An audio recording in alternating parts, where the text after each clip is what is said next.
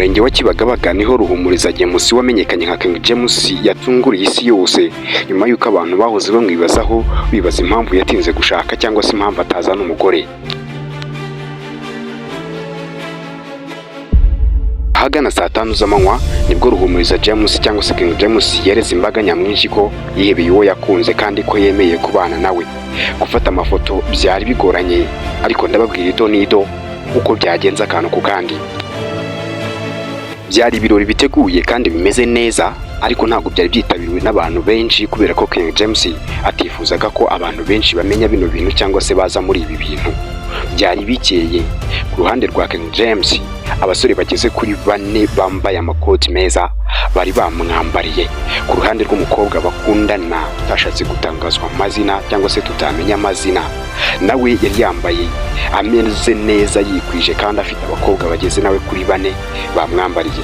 Byari ibirori bimeze neza, abantu bose bari bishimye, ariko kandi nababwiye ko kubijyanye no gufotora cyangwa se gufata video byari bigoranye kubera ko hari abasekirite barebaga niba buri muntu wese afite telefoni cyangwa atayifite, uyifite niba ari gufotora cyangwa atari gufotora. Ntabwo byari byoroshye. Bagera kuri uwo murenge wa Kibagabaga baje bari mu modoka nziza cyane, imwe muri za modoka zifungurwa hejuru, za modoka umuntu ahaguruka akaba yareba abantu ahagaze. Mu ngendo nziza, mu ntambuko nziza kandi mu nyambaro nziza, King James n'umukunzi we basohotse mu modoka yabo nziza berekeza mu murenge, mu biro by'umurenge barinjira. Ubwo binjiraga nibwo umuntu ushinzwe cyangwa se umuyobozi w'umurenge yatangiye gutanga ikiganiro.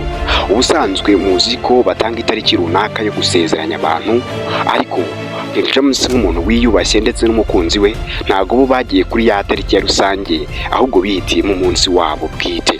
Nibwo rero binjiye mu biro by'umurenge, maze ushinzwe kubasezeranya atangira kubigisha inyigisho zituma basezerana cyangwa se za nyigisho zibanziriza gusezerana. Byari byiza, hahumuraga, hari hameze neza cyane. Ubwo kandi bari mu biro by'umurenge, uwigisha akiri kwigisha hari umuntu wandiye akara ambwira ko bagiye kuza gukomereza umuhango wabo ku Kivu, aho barajya kwinezereza ndetse no gufata amafoto. Yambwiye ko nyuma yo gusoza umuhango wo gusezerana imbere y'amategeko baraza kwerekeza i Rubavu ku Kivu bakajya gufata amafoto y'urwibutso ndetse no kwinezerezayo. Ibi ngibi byahise binjya mu bwonko, maze nanjye mvuga ko badashobora kunsiga ndabagenda runono cyangwa se ndabagenda inyuma paka nkaza kumenya aho byerekeza. Niko nahishaga agatelefoni kanjye mu kwaha no hirya no hino kugira ngo nze kubafotora ndebe ko naza kubereka agafoto nk'aka ngaka. Amasaha yakomeje gukura, ariko bigeze saa 6:48 nibwo bari bamaze gusezerana imbere y'Imana.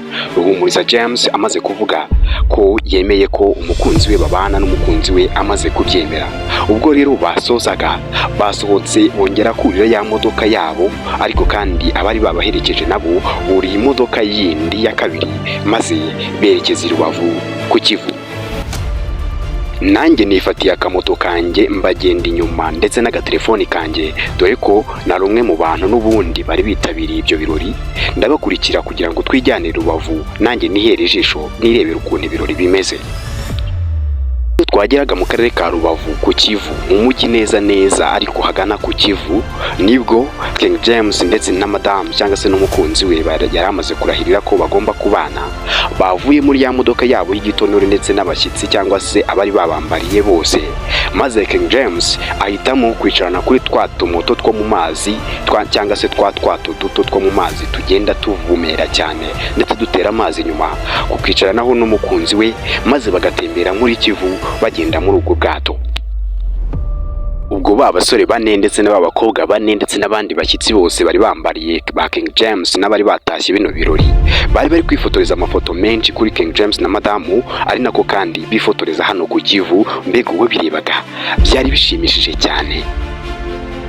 ubwo kandi nanjye aho narindi mu mafoto ntago naburagamo, nifotozaga nkakora ibishoboka byose, ariko kandi nkumva inkuru nshaka ko muza kuyimenya, nkavuga nti iyi nkuru ndayibabwira nti niko gufata agatelefoni kanjye nkagerageza kugakinga hirya no hino, ariko kandi mwibuke ko abasekirite bari bahari bacungaga umuntu wese ushobora kuba yafata telefoni cyangwa se ikintu gikoresho gifotora ngo afate ifoto, kuko ntago bashaka ko ayo mafoto ajya hanze.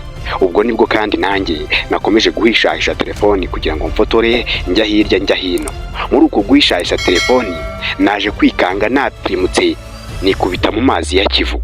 Mu kwikubitamo nahise nkigukira hejuru mba ndakangutse. Muri uko gukanguka mpita nsanga ndi mu cyumba cyanjye cana itara. Mu gucana itara mbona ndi mu cyumba, fata telefoni yanjye ndeba ku isaha. Mu kureba ku isaha nsanga ni saa 8:30 z'ijoro. Kumbe nsanga narotaga, nsanga King James nta mugore yazanye, nsanga King James nta bukwe bwigeze buba, ahubwo nibyo nari nibereyemo mu nzozi. Byanteye guhita nibaza nti King James ubundi ameze ate, amere gute? Mpita nibuka ko King James duheruka kumva inkuru ye bavuga ko yagiranye ibibazo umupasiteri wamushinzaga ko yamuririye amafaranga, ariko kandi King James yisobanura avuga ko bakoze uwo mushinga bakoze ukaza guhomba, bityo ko uwo mupasiteri adashobora kubeshyira King James ko yamuriye amafaranga. Yewe byanafashe ubusa, nkeka ko King James ko katigeze ajya amafaranga y'uwo muntu, ahubwo kwari ukuvuga nyine kugira ngo bamusebye cyangwa se bigenda ukundi. None King James abantu bakomeza kwibaza ngo azazana umugore, azamuzana ryari? Ariko wenda ubwo namuroseho byinshi bishobora kuba bizaza cyangwa se biri mu nzira. Nge nitwe Rikarado, ndabashimiye ko mwankunze mukumva kino kiganiro. Hari abantu baje bakantuka, mu by'ukuri nari ndi kuvuga inzozi zanjye, ntago mbanga ndabakunda cyane.